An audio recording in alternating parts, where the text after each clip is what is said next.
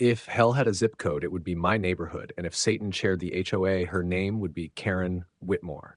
She was the iron-fisted president of our suburban HOA, owner of 5 matching red pantsuits, like a dial-up modem, and the uncanny ability to smell an unapproved mailbox from 3 blocks away.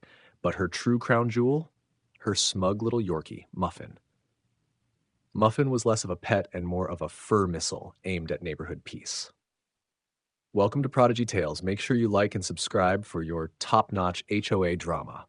Now, I'd lived in Cedar Pines for 4 years and had managed to dodge most of Karen's bureaucratic tantrums.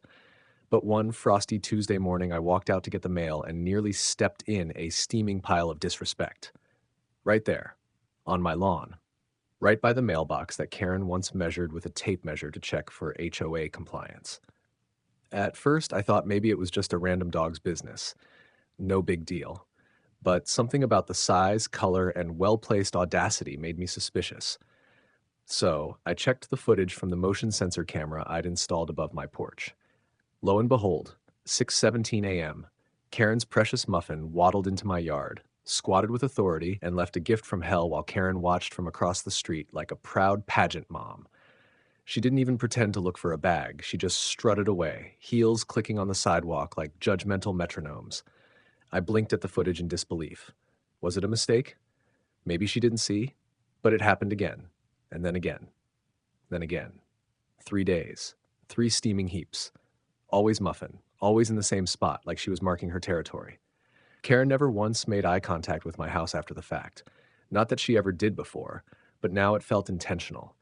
This wasn't a rogue pooch problem. It was a hostile act. I knew better than to explode right away. No, Karen was the kind of monster who fed off confrontation. So I kept my cool. I waited. I watched. Because when a dog craps on your lawn once, it's annoying. Twice, it's disrespect. But 3 times, it's war. I didn't say a word about it because it was just a dog. A Yorkie, no less. Maybe she was old. Maybe Karen had an off day. Maybe, just maybe, I told myself, this neighborhood wasn't built entirely on pettiness and control. But after the 3rd steaming signature from Muffin, I realized this wasn't an accident. This felt orchestrated, like Karen had trained her gremlin to dump on my grass as part of some twisted HOA ritual. I needed answers, and there was only one person to get them from, Karen herself. I didn't knock on her door. Oh no, that's what she wanted. Instead, I waited until Thursday HOA inspection day. Like clockwork, she patrolled the sidewalks with a clipboard clutched like a holy relic, sniffing out unpainted fences and flagpole infractions. I timed it perfectly, just as she was writing up some poor soul for having a non-HOA approved wind chime. I walked up with a calm, polite smile and said, "Hey Karen, quick question." She didn't look up, just gave me the standard eye roll reserved for commoners. "Make it quick. I'm inspecting this neighborhood for violations." I nodded, pulled out my phone and said, "It's about your dog. Muffin's been leaving little surprises on my lawn." She looked up sharply, lips twitching into a rehearsed frown. "Excuse me?" "Muffin is a lady. She doesn't do that." I clicked on the footage and turned the screen toward her. She didn't flinch, just stared at the video, then back at me, deadpan. "That could be any dog. Your footage isn't reliable. It's probably doctored." I blinked. "Doctored? You think I photoshopped a Yorkie pooping on my grass?" She scoffed. "People will go to extreme lengths to avoid their own HOA fines. Karen, I don't even have a dog. Then perhaps it's time you consider the benefits of having one. They're excellent for stress." Her sarcasm hit like a slap. She waved her clipboard and strutted off, scribbling on someone's report like she just won a war. I stood there, fuming, the phone still in my hand, the truth disrespected and dismissed. That's when I realized logic, evidence, even common sense didn't work with Karen.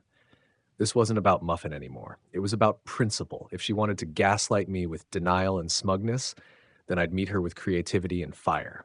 It was time to strategize. Karen denied everything. Flat out. Like I'd accused the Queen of England of vandalism. When I offered to show her the footage again, she didn't even blink. "All fake," she snapped, crossing her arms and tilting her head like a villain who just found out her evil plan was mildly inconvenienced. "Edited. You must think I was born yesterday." That's when I knew I had to go full chessboard. No more polite confrontation. No more relying on justice. It was time for strategy. A plan. Something precise, legal, and absolutely humiliating. So I turned my house into Area 51. I upgraded my security cameras to Ultra HD night vision motion tracking with cloud backups. I laid down biodegradable yard markers and even placed small, discrete sensors disguised as solar lights. If Muffin was going to drop another gift, I wanted the time, trajectory, and even the wind direction when she did it. Then I baited the trap. I planted a small sign at the edge of my lawn. Smile for the camera pooches. Subtle enough to annoy Karen, obvious enough to make her paranoid. And oh, did it work. She slowed her morning patrols, started scanning my house with narrowed eyes. But Muffin? Still regular. 3 days later, like a wind-up toy, she plopped one on my lawn again. This time at 6:13 a.m., with Karen in full view on camera, sipping coffee like she was watching performance art. I collected the evidence, high-res, date-stamped, multiple angles, even got Muffin's little tail wag afterward like she was proud of her work. I had enough footage to make a nature documentary. The Yorkie strikes again. But here's where it went nuclear. I printed stills. Not one, not two, but a dozen. Laminated. I placed them in little Ziploc baggies with labels like Exhibit A, Karen's Kingdom. Then I mailed them anonymously to every house on the street. Oh, the chaos. By sunset, the neighborhood buzzed like a high school reunion gone wrong. Neighbors whispering, eyes darting, HOA members side-eyeing Karen at her mailbox. But Karen, she doubled down. Claimed it was a smear campaign, probably started by a jealous neighbor with too much time, which I'll admit was accurate, but I wasn't done. She wanted war. I wanted poetic justice. It was time to take this feud from psychological to physical, and I knew just how. The next time it happened, I didn't yell. I didn't post another expose. I didn't even call the HOA. I took the poo. Yep, that warm, freshly steamed badge of defiance. I grabbed it with a gloved hand, gently placed it into a recycled takeout container, and walked it back to my garage like I was carrying nuclear codes. This was no longer about lawn care. This was about honor. I waited until Sunday morning. Karen's sacred day, when she hosted her weekly HOA coffee and compliance meeting on her front porch with hand-picked neighbors and stale pastries from the overpriced bakery she liked to brag about. Like a magician preparing the final act, I hid behind my bushes, tracking the moment like a hawk. Then, just after she stepped inside to grab her clipboard of doom, I crept up her porch, pulled out the container, and gently, lovingly turned it upside down on her welcome mat. Not just anywhere on the mat, smack dab in the middle of the O in home. Then I ran. Not far, just enough to get out of view and into position. It was glorious. She opened the door, clipboard in one hand, phone in the other, already mid-sentence about someone's illegal bird feeder. And then, it happened. Her red high heel made contact with destiny. The squelch was immediate. The slip was divine. Like an infomercial gone wrong, her foot shot forward, clipboard flew into the bushes, and Karen herself hit the mat with a solid oof that echoed off the houses.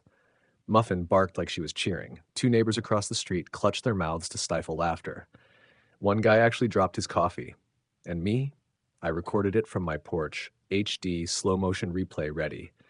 She sat there stunned, half covered in what she had been denying for weeks, dignity leaking from her pores faster than her cherry-red lipstick could recover. When she realized what she slipped on, she screamed, not a scream of pain, a scream of absolute defeat. I posted the video anonymously to the neighborhood forum with the caption, "Guess Karma's got a leash now."